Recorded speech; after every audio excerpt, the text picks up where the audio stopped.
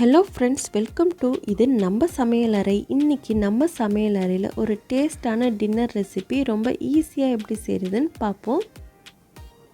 அரபு நாடுகளில் கிடைக்கிற குப்பூஸ் ரொட்டியை எப்படி நம்ம வீட்டில் அதே டேஸ்ட்டோடு செய்கிறதுன்னு பார்க்கலாம். இதுக்கு ஒரு சூப்பரான சைடிஷ் காடை ரோஸ்ட்டு எப்படி ரொம்ப டேஸ்ட்டாகவும் ஈஸியாகவும் செய்கிறதுன்னு பார்க்கலாம். அதுக்கு முன்னாடி நம்மளோட சேனலை சப்ஸ்கிரைப் பண்ணலன்னா சப்ஸ்கிரைப் பண்ணிடுங்க, கூட இருக்கிற பெல் ஐக்கானையும் ப்ரெஸ் பண்ணிடுங்க. இப்போது ஃபஸ்ட்டு குப்பூஸ் செய்கிறதுக்கு நம்ம ஈஸ்ட்டை ஆக்டிவேட் பண்ணிக்கணும். ஈஸ்ட் ஆக்டிவேட் பண்ணுறதுக்கு வெதுவெதுப்பான பால் 1/2 கப் எடுத்திருக்கேன். பால் ரொம்ப சூடாக இருக்கக்கூடாது, கை பொறுக்கிற அளவுக்கு வெதுவெதுப்பாக இருக்கணும். இதில் 2 டீஸ்பூன் அளவுக்கு சுகர் ஆட் பண்ணிக்கிறேன். இதோட 1 டேபிள் ஸ்பூன் அளவுக்கு ஈஸ்ட் ஆட் பண்ணிக்கிறேன். ஈஸ்ட் ஆட் பண்ணிவிட்டு ஒன்ஸ் இதை ஈவனாக மிக்ஸ் பண்ணி விட்டுட்டு ஒரு 10 நிமிஷத்துக்கு இதை அப்படியே வச்சிடணும். அப்போ தான் உங்களுக்கு ஈஸ்ட் ஆக்டிவேட் ஆகி நல்லா பொங்கி வரும். இப்போது 10 நிமிஷத்துக்கு அப்புறமா ஈஸ்ட் நல்லா ஆக்டிவேட் ஆகி பொங்கி வந்திருக்கு. இதை ஒரு மிக்சிங் பவுலில் சேர்த்துக்கிறேன். இதோட 1/2 டீஸ்பூன் அளவுக்கு உப்பும் 1 டீஸ்பூன் அளவுக்கு ஆயிலும் ஆட் பண்ணிக்கிறேன். இதோட 1/2 கிலோ அளவுக்கு மைதா மாவு சேர்த்துக்கிறேன். சேர்த்துட்டு ஃபஸ்ட்டு இதை ஈவனாக மிக்ஸ் பண்ணி எடுத்துக்கணும். ஈவனாக மிக்ஸ் பண்ணதுக்கு அப்புறம் தான் நம்ம தண்ணி சேர்த்து பிசைய ஆரம்பிக்கணும். இப்போது ஈவனாக நல்லா மிக்ஸ் பண்ணதுக்கு அப்புறமா கொஞ்சம் கொஞ்சமாக தண்ணி சேர்த்து இதை நல்லா பிசைஞ்சு எடுத்துக்கணும். இப்போது எல்லா மாவையும் ஈவனாக ஒன்று சேர்த்ததுக்கு அப்புறமா இதில் ஒரு 1/2 டீஸ்பூன் அளவுக்கு ஆயில் ஆட் பண்ணிக்கிறேன். ஆயில் ரொம்ப கம்மியாக சேர்த்தா போதும். 1/2 டீஸ்பூன் அளவுக்கு ஆயில் சேர்த்துட்டு இப்போது மறுபடியும் கை விடாமல் ஒரு 10 நிமிஷம் போல் நல்லா பஞ்ச் பண்ணி பிசைய ஆரம்பிக்கணும். இப்போது நல்லா 10 நிமிஷம் போல் பிசைஞ்சதுக்கு அப்புறமா இதுக்கு மேலே மறுபடியும் ஒரு 1/2 டீஸ்பூன் அளவுக்கு ஆயில் ஆட் பண்ணிக்கிறேன். இந்த ஆயிலை எல்லா சைடும் ஸ்ப்ரெட் பண்ணி விட்டுட்டு இதை அப்படியே க்ளோஸ் பண்ணி ஒரு 1/2 அன் ஹவர் ரெஸ்ட்டில் வச்சிடணும். அப்போ தான் உங்களுக்கு மாவு நல்லா சாஃப்டாகி பொங்கி வரும்.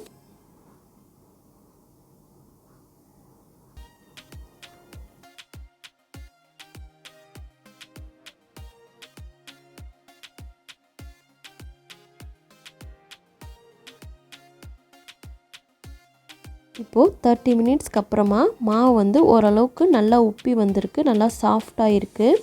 மறுபடியும் இதை நல்லா ஒரு 5 நிமிஷம் போல் பிசைஞ்சு விடணும்.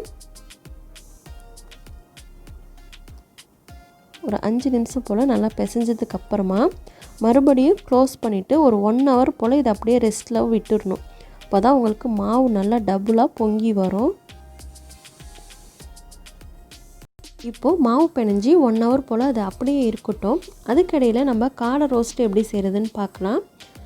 2 மீடியம் சைஸ் வெங்காயம், 2 தக்காளி, 3 பச்சை மிளகா, மல்லி புதினா கொஞ்சமாக எடுத்து கட் பண்ணி வச்சுருக்கேன். இப்போது ஸ்டவ்வில் ஒரு கடாய் வச்சுட்டு கடாய் ஹீட் ஆனோன்னு 4 டேபிள் ஸ்பூன் அளவுக்கு நல்லெண்ணெய் சேர்த்துருக்கேன். ஆயில் நல்லா ஹீட் ஆனதுக்கு அப்புறமா ஒரு துண்டு பட்டை, 2 ஏலக்காய், 2 கிராம்பு ஆட் பண்ணிக்கிறேன். இது லைட்டாக பொரிஞ்சதுக்கு அப்புறமா கட் பண்ணி வச்சுருந்த 2 மீடியம் சைஸ் வெங்காயத்தை இதில் ஆட் பண்ணிக்கிறேன். வெங்காயம் நல்லா கலர் சேஞ்ச் ஆகிற அளவுக்கு வதக்கி விடணும்.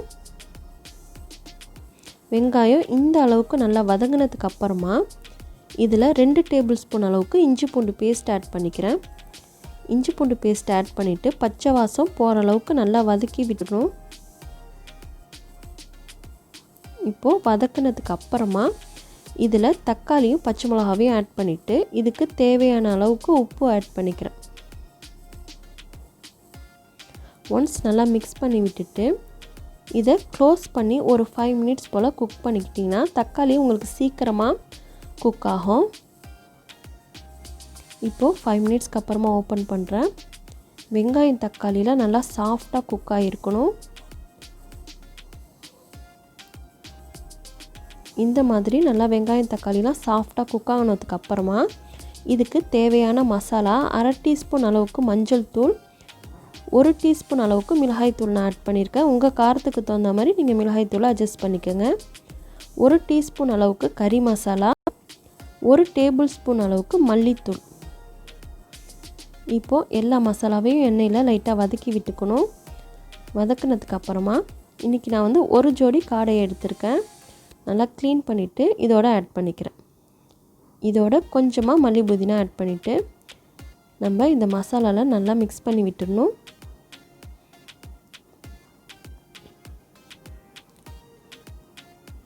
நல்லா ஈவனாக மிக்ஸ் பண்ணதுக்கப்புறமா இதில் 4லேருந்து 5 டேபிள் ஸ்பூன் அளவுக்கு நல்லா திக்கான தயிர் ஆட் பண்ணிக்கிறேன். தயிர் வந்து ரொம்ப புளிப்பு சுவையில் இருக்கக்கூடாது, கொஞ்சம் ஃப்ரெஷ்ஷான தயிராக ஆட் பண்ணிக்கணும். தயிர் சேர்த்துட்டு நல்லா மிக்ஸ் பண்ணிவிட்டு கொஞ்சமாக ஒரு 1/2 டம்ளர் அளவுக்கு தண்ணி சேர்த்துக்கணும். இப்போது க்ளோஸ் பண்ணி குக் பண்ணிக்கணும்.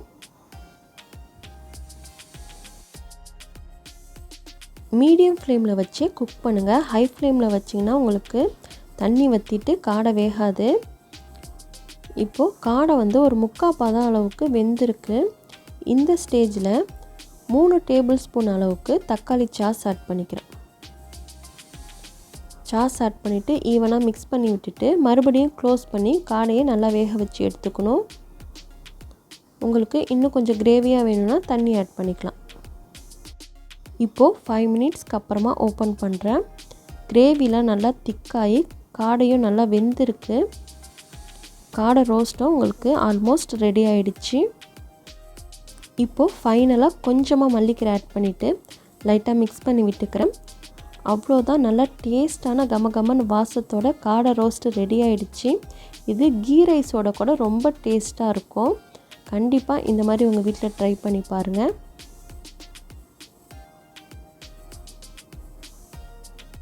இப்போது மாவு பிசைஞ்சு வச்சு 1 ஹவர் போல் ஆகிடுச்சு.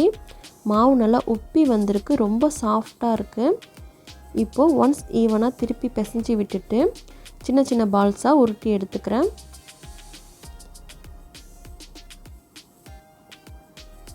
இப்போது மாவெல்லாம் உருட்டி எடுத்தாச்சு. உங்களுக்கு இன்னும் சின்ன சைஸ் வேணும்னா சின்னதாக உருட்டி எடுத்துக்கலாம். இப்போது குப்பூஸ் ரொட்டியை வளர்த்தி எடுத்துக்கலாம். இந்த மாதிரி 2 சைடும் மாவை தொட்டுட்டு வளர்த்த ஆரம்பிக்கணும். அப்போ தான் உங்களுக்கு கொஞ்சம் ஈஸியாக வளர்த்த வரும். எண்ணெய்லாம் எதுவும் சேர்க்கக்கூடாது, ரொம்ப அழுத்தி வீசிடக்கூடாது, பொறுமையாக வளர்த்தி எடுக்கணும்.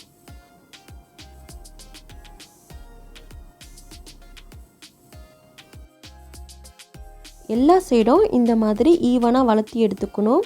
ரொம்ப மெலிசாவும் வளர்த்திடக்கூடாது, அதே நேரத்தில் ரொம்ப மொத்தமாகவும் வளர்த்திடக்கூடாது. திட்டமாக வளர்த்தி எடுத்துக்கோங்க. இப்போது ஸ்டவ்வில் ஒரு தோசை தவா ஹீட் பண்ணிவிட்டு நம்ம வளர்த்தி எடுத்து வச்சுருந்த குப்பூஸ் ரொட்டியை சுட்டு எடுத்துக்கணும். ஒரு சைடு லைட்டாக வெந்தோன்னே இன்னொன்று சைடு பெரட்டி விட்டுடணும், செவரக்கூடாது. இப்போது நம்ம பெரட்டி விட்ட சைடு மட்டும் கொஞ்சம் லைட்டாக சவந்து வரணும். அடுப்பை சிம்மில் வச்சு குக் பண்ணுங்கள். வேகமாக வச்சிங்கன்னா உள்ளார வேகாமல் போயிடும். இப்போது இன்னொன்று சைடு இந்த மாதிரி லைட்டாக சவந்தோன்னே பெரட்டி விட்டு ஒரு துணியை வச்சு இந்த மாதிரி ப்ரெஸ் பண்ணி விட்டு எல்லா சைடும் வேக வச்சு எடுத்துக்கோங்க. ரொம்ப உப்பி வரணும்னு அவசியம் இல்லை, எல்லா சைடும் நல்லா வேக வச்சு எடுக்கணும். ஆயிலெலாம் எதுவுமே சேர்க்கக்கூடாது. இப்போது 2 சைடும் நல்லா செவந்ததுக்கப்புறமா எடுத்துடணும். இதே மாதிரி எல்லா ரொட்டியும் வளர்த்தி சுட்டு எடுத்துக்கோங்க.